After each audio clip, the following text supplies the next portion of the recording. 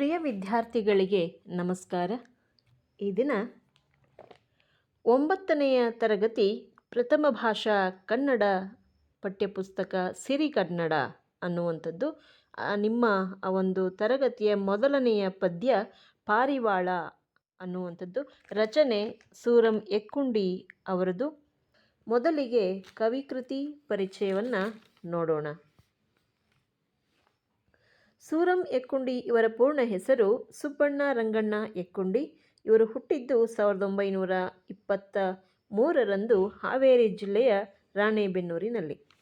1944ರಲ್ಲಿ BA honours ಪದವಿಯನ್ನು ಪಡೆದಂತಹ ಇವರು ಉತ್ತರ ಕನ್ನಡ ಜಿಲ್ಲೆಯ ಬಂಕಿಕೊಡ್ಲದಲ್ಲಿ ಪ್ರೌಢಶಾಲೆಯ ಅಧ್ಯಾಪಕರಾಗಿ ಕಾರ್ಯವನ್ನು ನಿರ್ವಹಿಸಿದ್ದಾರೆ. 35 ವರ್ಷಗಳ ಸೇವೆಯ ನಂತರ ಅಲ್ಲಿಯೇ ಮುಖ್ಯೋಪಾಧ್ಯಾಯರಾಗಿಯೂ ಕೂಡ ಕಾರ್ಯವನ್ನು ನಿರ್ವಹಿಸಿದ್ದಾರೆ.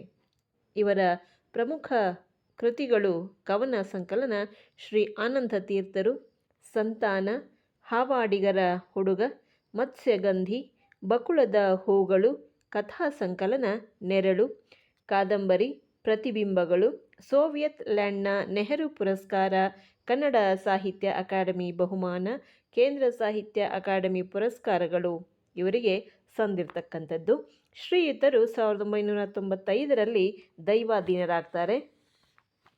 ಪ್ರಸ್ತುತ ಈ ಒಂದು ಪಾರಿವಾಳ ಪದ್ಯವನ್ನು ಸೂರಂ ಎಕ್ಕುಂಡಿಯವರ ರಚನೆಯ ಸಮಗ್ರ ಕಥನ ಕವನಗಳು ಅನ್ನುವಂತಹ ಕೃತಿಯಿಂದ ಆಯ್ಕೆ ಮಾಡಿ ನಿಮಗೆ ನೀಡಲಾಗಿದೆ.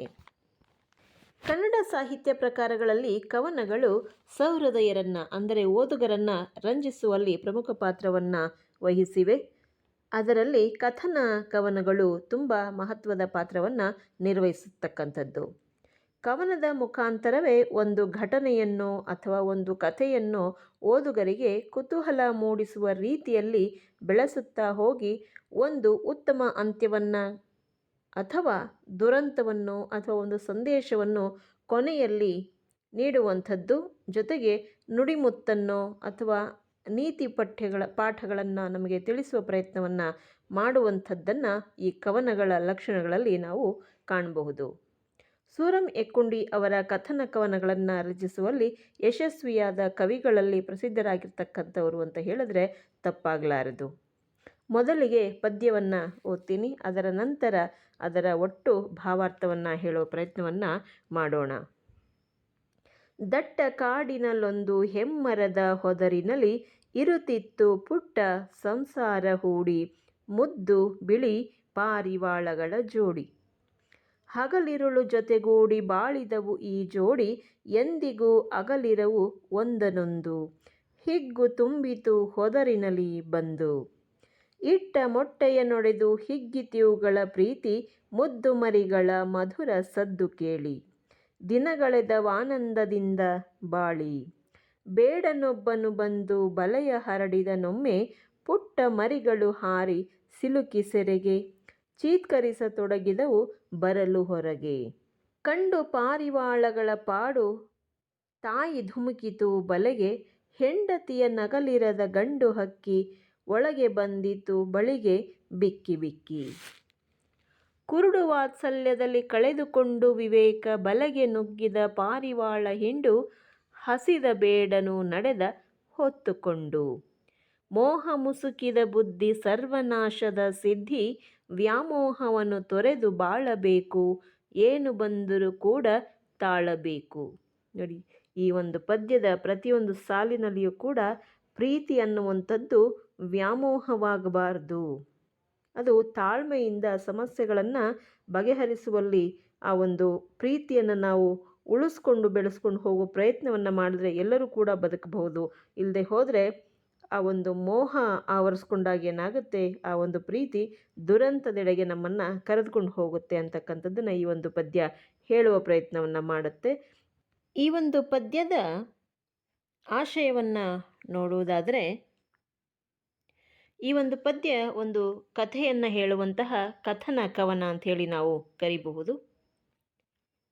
ಒಂದು ದಟ್ಟ ಕಾಡಿನ ಹೆಮ್ಮರದ ತುದಿಯಲ್ಲಿ ಈ ಪಾರಿವಾಳಗಳು ಒಂದು ಜೋಡಿ ಅತ್ಯಂತ ಮಧುರವಾದ ಜೀವನವನ್ನು ನಡೆಸ್ತಾ ಇರ್ತಕ್ಕಂಥ ಒಂದು ಸುಂದರವಾದ ಕವನ ಕೊನೆಯಲ್ಲಿ ದುರಂತವನ್ನು ಹೇಳುವ ಪ್ರಯತ್ನ ನಾವು ಈ ಒಂದು ರಚನೆಯಲ್ಲಿ ನೋಡಬಹುದು.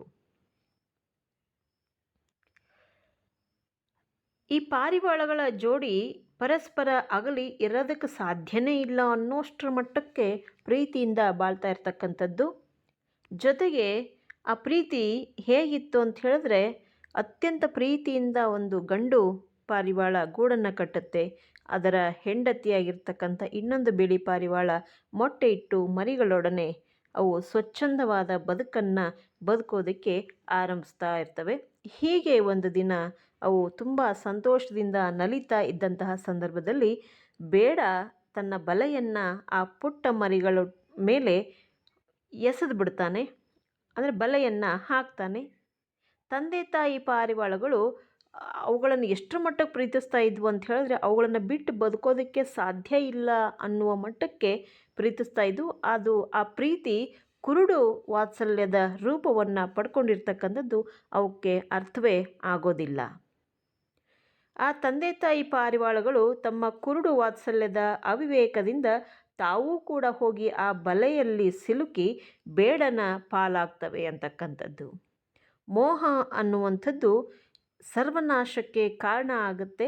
ವ್ಯಾಮೋಹವನ್ನು ತೊರೆದು ತಾಳ್ಮೆಯಿಂದ ಯೋಚಿಸಿ ಕಾರ್ಯವನ್ನು ಸಾಧನೆ ಮಾಡಿದ್ರೆ ಬಹುಶಃ ಈ ಒಂದು ಕವನ ದುರಂತವಲ್ಲದೆ ಸುಖಾಂತ್ಯವನ್ನು ಕಾಣ್ತಿತ್ತೇನೋ ಅನ್ನುವಂಥದ್ದು ಈ ಒಂದು ಪದ್ಯದಿಂದ ನಮಗೆ ಅರಿಯುವಂಥ ಒಂದು ಸಂದೇಶವಾಗುತ್ತೆ.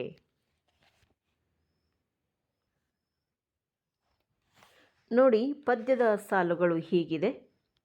ದಟ್ಟ ಕಾಡಿನಲ್ಲೊಂದು ಹೆಮ್ಮರದ ಹೊದರಿನಲ್ಲಿ ಇರುತ್ತಿತ್ತು ಪುಟ್ಟ ಸಂಸಾರ ಹೂಡಿ ಮುದ್ದು ಬಿಳಿ ಪಾರಿವಾಳಗಳ ಜೋಡಿ. ಒಂದಾನೊಂದು ಕಾಲದಲ್ಲಿ ತುಂಬ ದಟ್ಟವಾದ ಅರಣ್ಯದಲ್ಲಿ ಒಂದು ಹೆಮ್ಮರ ಇತ್ತು. ಆ ಹೆಮ್ಮರದ ತುದಿಯಲ್ಲಿ ಹೋಗಿ ಆ ಒಂದು ಪಾರಿವಾಳಗಳ ಜೋಡಿ ಗೂಡನ್ನು ಕಟ್ಟಿ ಸಂಸಾರವನ್ನು ಸಾಗಿಸ್ತಾ ಇದ್ದು ಅತ್ಯಂತ ಪ್ರೀತಿಯಿಂದ. ಯಾವ ರೀತಿ ಅಂತ ಹೇಳಿದ್ರೆ, ಹಗಲಿರುಳು ಜೊತೆಗೂಡಿ ಬಾಳಿದವು ಈ ಜೋಡಿ, ಎಂದಿಗೂ ಅಗಲಿರವು ಒಂದನೊಂದು ಹಿಗ್ಗು ತುಂಬಿತು ಹೊದರಿನಲ್ಲಿ ಬಂದು. ಆ ಮುದ್ದು ಬಿಳಿ ಪಾರಿವಾಳಗಳ ಜೋಡಿ ಎಷ್ಟರ ಮಟ್ಟಕ್ಕೆ ಆನಂದದಿಂದ ಇದ್ವು ಅಂತ ಹೇಳಿದ್ರೆ, ಒಂದನ್ನು ಒಂದು ಅಗಲಿ ಬದುಕೋದಕ್ಕೆ ಸಾಧ್ಯವೇ ಇಲ್ಲವೇನೋ ಅನ್ನೋಷ್ಟರ ಮಟ್ಟಕ್ಕೆ ಅತ್ಯಂತ ಪ್ರೀತಿಯಿಂದ ಕೂಡಿ ಬಾಳ್ತಾ ಇದ್ವು. ಹೀಗಿರುವಾಗಲೇ ಆ ಒಂದು ಹೆಮ್ಮರದ ಆ ಒಂದು ಗೂಡಿನಲ್ಲಿ ಮೊಟ್ಟೆಗಳು ಒಡೆದು ಮರಿಗಳು ಚಿಲಿಪಿಲಿಗುಡ್ತಾ ಇದ್ದಂತಹ ಆ ಒಂದು ಸನ್ನಿವೇಶವನ್ನು ನಾವಿಲ್ಲಿ ನೋಡ್ಬೋದು. ಹೀಗೆ ಆ ಎರಡು ಗಂಡು ಮತ್ತು ಹೆಂಡತಿ ಪಾರಿವಾಳ ತಮ್ಮ ಮಕ್ಕಳೊಡನೆ ಅತ್ಯಂತ ಸಂತೋಷದಿಂದ ಬದುಕನ್ನು ಸಾಗಿಸ್ತಾ ಇದ್ವು. ಇಟ್ಟ ಮೊಟ್ಟೆಯ ನೊಡೆದು ಹಿಗ್ಗಿತಿವುಗಳ ಪ್ರೀತಿ ಮುದ್ದು ಮರಿಗಳ ಮಧುರ ಸದ್ದು ಕೇಳಿ ದನ ಕಳೆದವಾನಂದದಿಂದ ಬಾಳಿ. ನಾನು ಆವಾಗಲೇ ಹೇಳಿದ ಹಾಗೆ ಅವುಗಳ ಪ್ರೀತಿ ಮರಿಗಳೊಟ್ಟಿಗೆ ಇನ್ನೂ ಹೆಚ್ಚಿನ ಒಂದು ಸಂತೋಷವನ್ನು ತಂದುಕೊಡ್ತು. ಬೇಡನೊಬ್ಬನು ಬಂದು ಬಲೆಯ ಹರಡಿದನೊಮ್ಮೆ ಪುಟ್ಟ ಮರಿಗಳು ಹಾರಿ ಸಿಲುಕಿ ಸೆರೆಗೆ ಚೀತ್ಕರಿಸತೊಡಗಿದವು ಬರಲು ಹೊರಗೆ. ಹೀಗೆ ಅತ್ಯಂತ ಪ್ರೀತಿಯಿಂದ ಸಂತೋಷವಾಗಿ ಬದುಕನ್ನು ನಡೆಸುವಂತಹ ಸಂದರ್ಭದಲ್ಲಿ ಯಾವುದೋ ಒಂದು ಕೆಟ್ಟ ಸಂದರ್ಭ ಇವುಗಳ ಜೀವನದಲ್ಲೂ ಬಂತು. ಅದು ಯಾರ ರೂಪದಲ್ಲಿ ಅಂತ ಹೇಳಿದ್ರೆ, ಬೇಡನ ರೂಪದಲ್ಲಿ. ಪಾಪ ತಂದೆ ತಾಯಿ ಎಲ್ಲೋ ಬೇರೆ ಕಡೆ ಇದ್ವು ಅಂತ ಅನಿಸುತ್ತೆ. ಅವುಗಳನ್ನು ಅನುಸರಿಸ್ತಾ ಇದ್ದಂತಹ ಪಾರಿವಾಳಗಳ ಮೇಲೆ ಆ ಬೇಡ ತನ್ನ ಬಲೆಯನ್ನು ಬೀಸ್ತಾನೆ.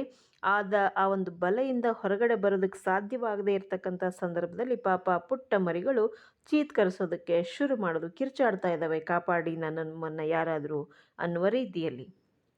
ತಕ್ಷಣ ಆ ಪಾರಿವಾಳಗಳ ಆ ಒಂದು ತಾಯಿ ಅದನ್ನು ನೋಡುತ್ತೆ. ಆ ಮರಿಗಳು ಬಲೆಯಲ್ಲಿ ಸಿಗಾಕೊಂಡಿದ್ದನ್ನು ನೋಡಿ ಅದಕ್ಕೆ ಅತ್ಯಂತ ಖೇದ, ದುಃಖ ಉಂಟಾಯಿತು. ತಕ್ಷಣ ಅದು ಕೂಡ ನಾನು ನನ್ನ ಮರಿಗಳನ್ನು ಬಿಟ್ಟಿರಬಾರ್ದು ಅನ್ನೋಷ್ಟಕ್ಕೆ ಪ್ರೀತಿ ಅಲ್ವಾ, ಹಾಗಾಗಿ ಅದು ಕೂಡ ಓಡಿ ಹೋಗಿ ಆ ಬಲೆಯಲ್ಲೇ ಸಿಗಾಕೊಂಡ್ಬಿಡ್ತು. ಇನ್ನು ಗಂಡು ಪಾರಿವಾಳ ಇತ್ತಲ್ಲ, ಅದೇನು ಮಾಡುತ್ತೆ, ತನ್ನ ಹೆಂಡತಿಯನ್ನು ನಾನೂ ಕೂಡ ಆಗಲಿರೋದಕ್ಕೆ ಸಾಧ್ಯ ಇಲ್ಲ ಅಂತ ಹೇಳಿ ನೋಡಿ, ಅದೂ ಕೂಡ ಹೋಗಿ ಬಿಕ್ಕಿ ಬಿಕ್ಕಿ ಅಳ್ತಾ ಅಳ್ತಾ ಅಳ್ತಾ ಮರಿಗಳು ಮತ್ತು ಹೆಂಡತಿಯೊಟ್ಟಿಗೆ ಹೋಗಿ ಆ ಬಲೆಯಲ್ಲೇ ಸೇರ್ಕೊಂಡ್ಬಿಡ್ತು. ಗಂಡು ಪಾರಿವಾಳಗಳ ಪಾಡು ತಾಯಿ ಧುಮುಕಿತು ಬಲೆಗೆ, ಹೆಂಡತಿಯ ನಗಲಿರದ ಗಂಡು ಹಕ್ಕಿ ಒಳಗೆ ಬಂದಿತ್ತು ಬಳೆಗೆ ಬಿಕ್ಕಿ ಬಿಕ್ಕಿ. ನೋಡಿ, ಅವುಗಳ ಎಷ್ಟರ ಮಟ್ಟಿಗೆ ಪ್ರೀತಿ ಇತ್ತು ಒಬ್ಬರ ಮೇಲೆ ಅಂದರೆ ಒಬ್ಬರಿಂದ ಒಬ್ಬರು ದೂರ ಇರೋದಕ್ಕೆ ಸಾಧ್ಯ ಇಲ್ಲ ಅನ್ನೋಷ್ಟರ ಮಟ್ಟಿಗೆ ಪ್ರೀತಿ ಇತ್ತು. ಆದರೆ ಆ ಪ್ರೀತಿ ಮೋಹದಿಂದ ಕೂಡಿತ್ತು, ಕುರುಡು ಪ್ರೀತಿಯಾಗಿತ್ತು ಅನ್ನೋದಕ್ಕೆ ಅರ್ಥವೇ ಆಗಲಿಲ್ಲ. ಬಹುಶಃ ಅವೆರಡೂ ಪಾರಿವಾಳಗಳು ಹೊರಗಡೆ ಇದ್ದದ್ರಿಂದ ಬುದ್ಧಿಯನ್ನು ಉಪಯೋಗಿಸಿ ವಿವೇಕದಿಂದ ಬಲೆಯಿಂದ ಹೊರಗಡೆ ತರಿಸಿ ಆ ಮರಿಗಳನ್ನು ಅಲ್ಲಿಂದ ಹಾರಿ ಹೋಗಿ ಮತ್ತೆ ತಮ್ಮ ಬದುಕನ್ನು ಮುಂದುವರಿಸ್ಬೋದಾಗಿತ್ತು. ಆದರೆ ಈ ಒಂದು ಪದ್ಯದಲ್ಲಿ ಇರ್ತಕ್ಕಂಥದ್ದೇ ಅದು. ಆ ಒಂದು ಮೋಹವನ್ನು ಆವರಿಸಿಕೊಂಡಂತಹ ಕುರುಡು ಪ್ರೀತಿ ಎಲ್ಲರ ಸರ್ವನಾಶಕ್ಕೆ ಒಂದು ನಾಂದಿಯನ್ನು ಹಾಡುತ್ತೆ ಅನ್ನೋದು ತುಂಬ ದುಃಖಕರ ಸಂಗತಿ. ಕುರುಡು ವಾತ್ಸಲ್ಯದಲ್ಲಿ ಕಳೆದುಕೊಂಡು ವಿವೇಕ ಬಲೆಗೆ ನುಗ್ಗಿದ ಪಾರಿವಾಳ ಹಿಂಡು ಹಸಿದ ಬೇಡನು ನಡೆದ ಹೊತ್ತುಕೊಂಡು. ಅವನಿಗಿನ್ನೂ ಸುಲಭ ಆಯಿತು ಬೇಡನಿಗೆ. ನಾನು ಮರಿಗಳ ಮೇಲೆ ಹಾಕಿದ್ದೆ ಇನ್ನೂ 2 ಸೇರ್ಕೊಂಡ್ವಲ್ಲ ಬಂದು, ಇನ್ನೂ ಸಂತೋಷ ಆಯ್ತಲ್ಲ ನನಗೆ ಅಂಥೇಳಿ ಅವನು ಇನ್ನೂ ಸುಲಭವಾಗಿ ಅವೆಲ್ಲವನ್ನು ಹೊತ್ಕೊಂಡು ಮನೆ ಕಡೆ ಹೊರಟು ಬಿಡ್ತಾನೆ. ಈ ಒಂದು ಇಡೀ ಪದ್ಯದ ಒಂದು ತಾತ್ಪರ್ಯವನ್ನು ನಾವು ಕೊನೆಯ ಘಟ್ಟದಲ್ಲಿ ನೋಡಬಹುದು. ಮೋಹ ಮುಸುಕಿದ ಬುದ್ಧಿ ಸರ್ವನಾಶದ ಸಿದ್ಧಿ, ವ್ಯಾಮೋಹವನ್ನು ತೊರೆದು ಬಾಳಬೇಕು, ಏನು ಬಂದರೂ ಕೂಡ ತಾಳಬೇಕು. ನೋಡಿ, ಎಷ್ಟು ಅದ್ಭುತವಾಗಿ ಸೂರಂ ಎಕ್ಕುಂಡಿಯವರು ಈ ಒಂದು ಪದ್ಯದ ಕೊನೆಯನ್ನು ನಮಗೆ ತಿಳಿಸೋ ಪ್ರಯತ್ನವನ್ನು ಮಾಡ್ತಾ ಇದ್ದಾರೆ. ಅವುಗಳಿಗೆ ಪ್ರೀತಿ, ಒಬ್ಬರೊಬ್ಬರಿಗೆ ಪರಸ್ಪರರಲ್ಲಿ ಪ್ರೀತಿ ಇತ್ತು. ಆದರೆ ಆ ಪ್ರೀತಿ ಯಾವ ರೀತಿಯಲ್ಲಿ ಇರಬೇಕಾಗಿತ್ತು, ಆ ಪ್ರೀತಿಯನ್ನು ಹೇಗೆ ಬಳಸ್ಕೋಬೇಕಾಗಿತ್ತು ಅನ್ನುವಂಥದ್ದು ಅವುಗಳಿಗೆ ಅರ್ಥವಾಗದೇ ಹೋಯಿತು. ಆ 2 ಪಾರಿವಾಳಗಳು ವಿವೇಕದಿಂದ ತಾಳ್ಮೆಯಿಂದ ಯೋಚನೆ ಮಾಡಿದರೆ ಬಹುಶಃ ತಮ್ಮ ಮರಿಗಳನ್ನು ರಕ್ಷಣೆ ಮಾಡಿಕೊಂಡು ಮತ್ತಿನ್ಯಾವುದೋ ಸ್ಥಳಕ್ಕೆ ಹೋಗಿ ತಮ್ಮ ಬದುಕನ್ನು ನಡೆಸಬಹುದಾಗಿತ್ತು. ಆದರೆ ಇಲ್ಲಿ ಅವುಗಳ ಪ್ರೀತಿ ಹೇಗಿತ್ತು ಅಂದರೆ ಕುರುಡು ಪ್ರೀತಿಯಾಗಿತ್ತು. ಮೋಹದಿಂದ ಆವರಿಸಿದಂತಹ ಪ್ರೀತಿ ಕೊನೆಗೆ ಇಡೀ ಒಂದು ಸರ್ವನಾಶಕ್ಕೆ ನಾಂದಿಯನ್ನು ಹಾಡುತ್ತೆ. ಹಾಗಾಗಿ ವ್ಯಾಮೋಹವನ್ನು ಇಟ್ಟುಕೊಳ್ಳಬಾರದು ಜೀವನದಲ್ಲಿ ಅಂತಕ್ಕಂಥದ್ದನ್ನು ಇಲ್ಲಿ ಪಾರಿವಾಳಗಳ ಮತ್ತು ಮಾನವರ ನಡುವಿನ ಆ ಒಂದು ಹೋಲಿಕೆಯನ್ನು ಮಾಡ್ತಾ, ಪ್ರೀತಿ ತಾಳ್ಮೆಯಿಂದ ಕೂಡಿರಬೇಕು, ವಿವೇಕದಿಂದ ಕೂಡಿರಬೇಕು ಅನ್ನುವಂಥದ್ದನ್ನು ಹೇಳುವ ಪ್ರಯತ್ನವನ್ನು ಇಲ್ಲಿ ಕವಿ ಸೂರಂ ಎಕ್ಕುಂಡಿಯವರು ಮಾಡಿರ್ತಕ್ಕಂಥದ್ದನ್ನು ನೋಡಬಹುದು. ಹಾಗಾಗಿ ನಮ್ಮ ಪ್ರೀತಿ ಮೋಹದಿಂದ ಮುಸುಕಿರಬಾರದು, ತಾಳ್ಮೆಯಿಂದ ವಿವೇಕದಿಂದ ಕೂಡಿರ್ತಕ್ಕಂಥದ್ದೇ ಆಗಿದ್ದರೆ ಖಂಡಿತವಾಗಲೂ ಕೂಡ ನಮ್ಮ ಪ್ರೀತಿಯ ಸಂಬಂಧಗಳು ತುಂಬ ಚೆನ್ನಾಗಿ ಇರೋದಕ್ಕೆ ಸಾಧ್ಯ ಆಗುತ್ತೆ ಅನ್ನುವುದೇ ಈ ಒಂದು ಪದ್ಯದ ತಾತ್ಪರ್ಯ.